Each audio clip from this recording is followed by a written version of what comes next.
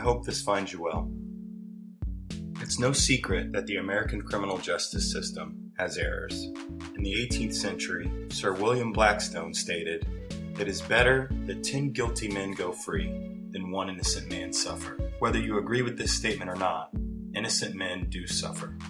In this video, we're going to look at some statistics for wrongful convictions and exonerations. The Innocence Project, a nonprofit organization headquartered in New York, has participated in 334 exonerations by DNA and 7 exonerations by other means. First, the other means, the non-DNA cases, and these numbers overlap within the 7 cases. 6 involved improper forensics, 1 involved a false confession, 5 involved government misconduct, and 3 involved eyewitness misidentification. Out of the 7 exonerations by other means, the individuals served a total of 154 years, with 22 years being the average, 30 years being the high, and 14 years being the low.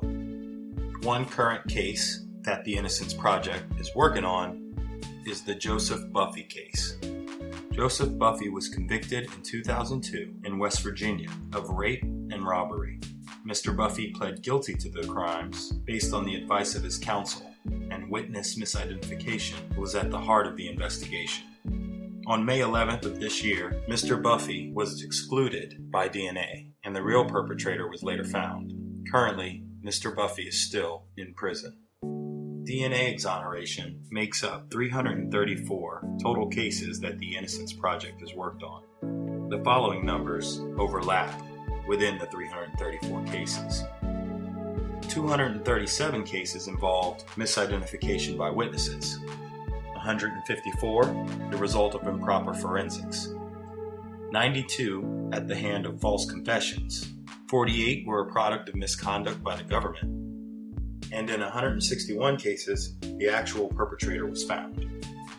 These individuals exonerated by DNA served an average of 14 years in prison, and 31 of them actually pled guilty to the crime that they were charged. And of those 334, 23 individuals actually spent time on death row. According to the National Registry of Exonerations, there have been 1,304 exonerations from 1989 to 2014, and exonerations have steadily been on the climb. Of these exonerations, homicides and sexual assaults made up the majority of crimes charged. Within homicides, 65% of the cases involved perjury or false accusations. And in the case of sexual assaults, 75% involved mistaken identity. Of the 1,304 individuals, 97 were female.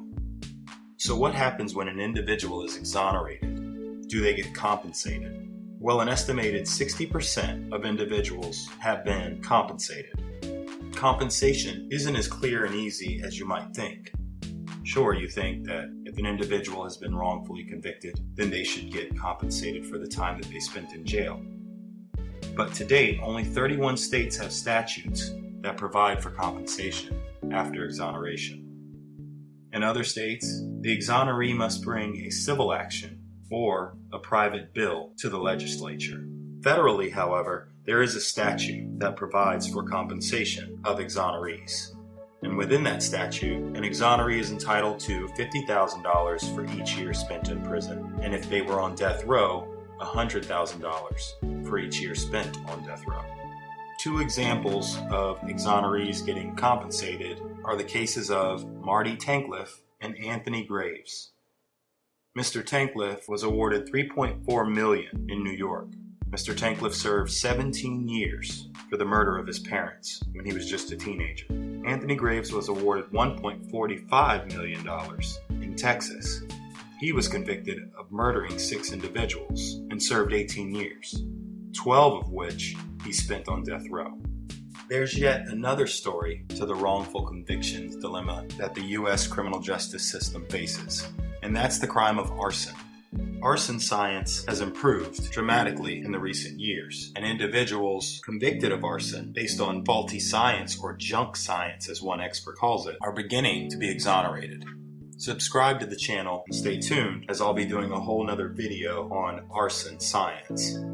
A widely known case of faulty arson science is the sad case of Cameron Todd Willingham. This was a Texas man who was put to death in 2004 for an arson murder of his 3 young daughters in 1991. The worst part about it? Experts have recently concluded that the science that convicted Mr. Willingham was faulty, and that the burning of his home was probably an accident, but it's too late to repair this wrong. Thanks for watching. If you enjoyed the video, please share it, like it, subscribe to the channel, as I will be creating profiles in the future of individuals wrongfully convicted and set free.